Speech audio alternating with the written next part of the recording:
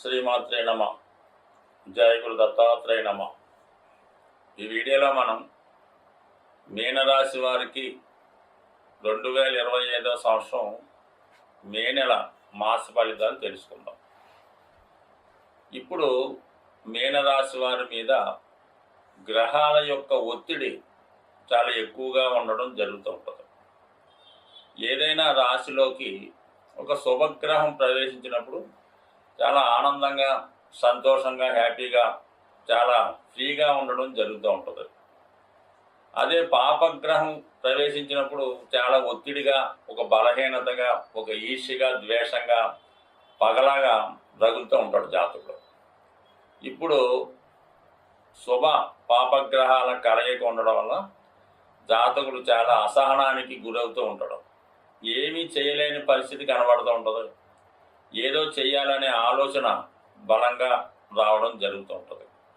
అతి సున్నిత మనస్కులైనటువంటి మీనరాశి వారికి ప్రస్తుతం ఏర్పడినటువంటి గ్రహస్థితి చాలా వరకు మానసిక అశాంతిని, ఆర్థికపరమైన ఒత్తిడిని, ఎవరికి న్యాయం చేయలేని స్థితిని కలిగి ఉండడం జరుగుతూ ఉంటుంది. ఏదైనా మీనరాశి వారికి ఎటువంటి బాధ్యత లేకుండా ఏదో వాళ్ళ పని వాళ్ళు చేసుకున్నట్టు ఉంటేనే వాళ్ళు హ్యాపీగా ఉంటారు. వారి మీద చిన్నపాటి బాధ్యత పెట్టినా చాలా వరకు ఆ బాధ్యత తీరేదాకా వర్రీ అవుతూ సతమతం అవుతూ ఉంటారు. అందుకని వీళ్ళు ఒక విద్యార్థిలాగో, ఒక చిన్నపల్లవాడి మనస్తత్వం లాగానే ఉండాలి తప్ప ఎటువంటి ఒత్తిడికి గురైనా ఇబ్బంది పడడం జరుగుతూ ఉంటుంది. అటువంటి వారికి మరి ప్రస్తుతం ఉన్నటువంటి 4 గ్రహాలు బుధ, శుక్ర, శని, రాహు చాలా వరకు చాలా అంతర్గత సంఘర్షణకి కారణమవుతుంది. మరి మిగతా గ్రహాలు పరిశీలిస్తే ధనస్థానంలో రవి, ఇది చాలా బాగుంది. కుటుంబంలో ఉన్నటువంటి సమస్యల్ని చాలా శీఘ్రంగా పరిష్కరించే ప్రయత్నం చేస్తారు. అంటే కుటుంబంలో ఉన్నటువంటి ఇబ్బందులు, ఆర్థిక సమస్యలు, ఎటువంటి ఇబ్బందులు దాన్ని ప్రక్షాళన చేసే కార్యక్రమం జరుగుతుంది. కుటుంబ సభ్యులందరూ క్రమశిక్షణతో మెలిగి మీకు సహకరిస్తారు. మీ కుటుంబం మీ చేతుల్లోకి రావడం జరుగుతుంది. ఫైనాన్స్ కంట్రోల్ కూడా జరుగుతుంది. అనవసర ఖర్చులు తగ్గుతాయి. కుటుంబం అంతా కూడా చాలా హ్యాపీగా ఉంటారు. ఇది ఓకే. అలాగే ధనాధిపతి 5వ స్థానంలో ఉండడం చాలా వరకు మీలో ఉన్నటువంటి టాలెంట్ గుర్తింపు ఉంటుంది. పిల్లల యొక్క అభివృద్ధి చాలా వరకు అనుకూలంగా ఉంటుంది. సరైన నిర్ణయాలు తీసుకోలేకపోయినప్పటికీ కూడా ప్రశాంతంగా ఉంటారు. ఎట్టి పరిస్థితుల్లో కూడా ఏదైనా స్పెక్యులేషన్, షేర్ మార్కెట్ జోలికి వెళ్లకుండా కొంతకాలం పాటు ప్రశాంతంగా ఉంటేనే మంచిది. బట్ ఇక ముఖ్యంగా గురువు ఈ నెల 15లో చతుర్థ స్థానంలోకి మారబోతున్నాడు. కొద్దిగా అక్కడ నుంచి కొంత బెటర్ అవుతుంది మీకు. గురువు ఎప్పుడైతే 4లోకి వచ్చాడో ఆటోమేటిక్గా మరి మిథునంలో ఉన్నటువంటి గురువు మీకు చతుర్థ స్థానం అవటం వల్ల చాలా వరకు మానసిక ప్రశాంతత పొందుతారు. అలాగే మీనంలో ఉన్నటువంటి గురువు అటు ధనుసు రాశిని, అలాగే మీనరాశిని, అలాగే కన్యా రాశిని వీక్షించడం వల్ల చాలా వరకు ఇప్పుడు ఉన్నటువంటి ఈ ఒత్తిడి, అంటే ఈ పాపగ్రహాలు అయినటువంటి ఈ రాహు, శని ఉన్నటువంటి ఒత్తిడి మీకు ఈ నెల 15 నుంచి తగ్గుతుంది. మీరు కూడా కొంత ప్రశాంతంగా, హ్యాపీగా ఉంటారు. అలాగే సొంత గ్రామం నుంచి, సొంత ఊరు నుంచి, అలాగే మదర్ సైడ్ నుంచి కొన్ని శుభవార్తలు వినడం జరుగుతూ ఉంటుంది. వాళ్ళు క్షేమంగా ఉంటారు, మీరు కూడా హ్యాపీగా ఉంటారు. అంటే ఈ మీనరాశి వారికి ఎవరికి ఇబ్బంది కలిగినా, తండ్రి గారికి ఇబ్బంది కలిగినా, తల్లి గారికి ఇబ్బంది, ఎవరికి ఇబ్బంది, ఈడికి ఇబ్బంది వచ్చినట్టు చాలా బాధపడుతూ ఇబ్బంది పడుతూ ఉంటారు. ఎప్పుడు ఏదో ఒక మనోవిచారం ఈ రాశి వారికి ఉంటూ ఉంటుంది. దాంతోనే సతమతం అవుతూ ఉంటారు. సో ఇప్పుడు ఏంటంటే వీళ్ళు కొంతవరకు ఈ నెల 15 తర్వాత చాలా వరకు శుభ కార్యక్రమాలు, శుభవార్తలు వింటారు. కొంత ప్రశాంతంగా ఉంటారు.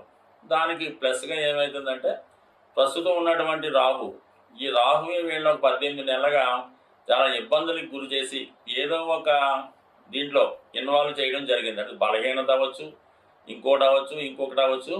మొత్తం మీద ఆ బలహీనతల నుంచి కంపల్సరీగా ఈ నెల 18న బయటపడడం జరుగుతుంది. అంటే రాహు 12లోకి వస్తాడు.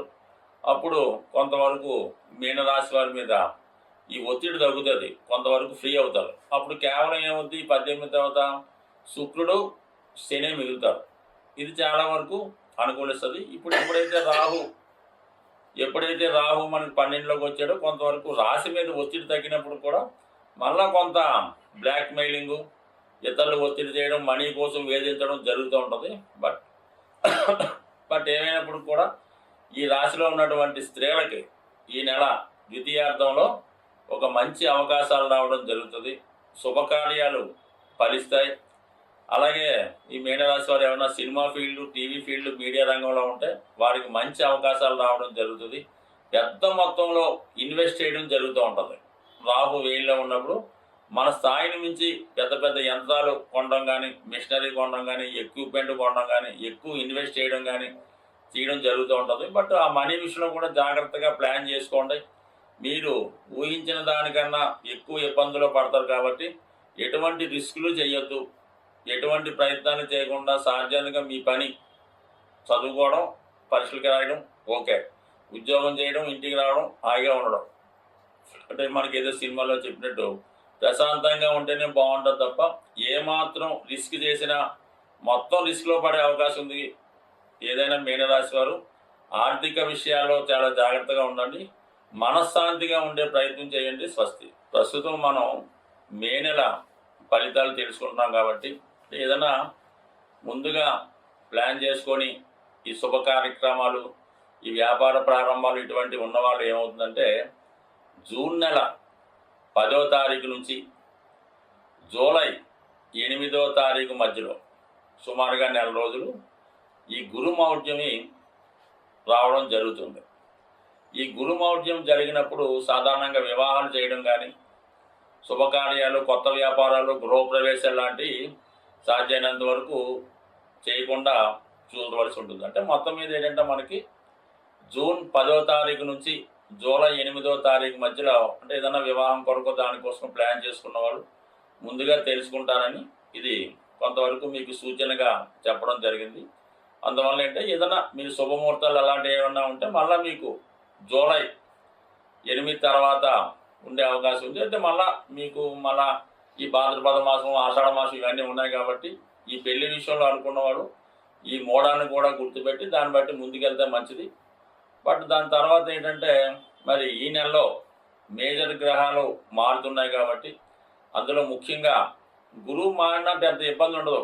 ఏదో మంచి చేయడం మొత్తం మీద ఎవరికి అపకారం అయితే కలిగించడు. కానీ ఈ రాహు కేతువులే చాలా వరకు ఇబ్బంది కలిగిస్తుంటాయి.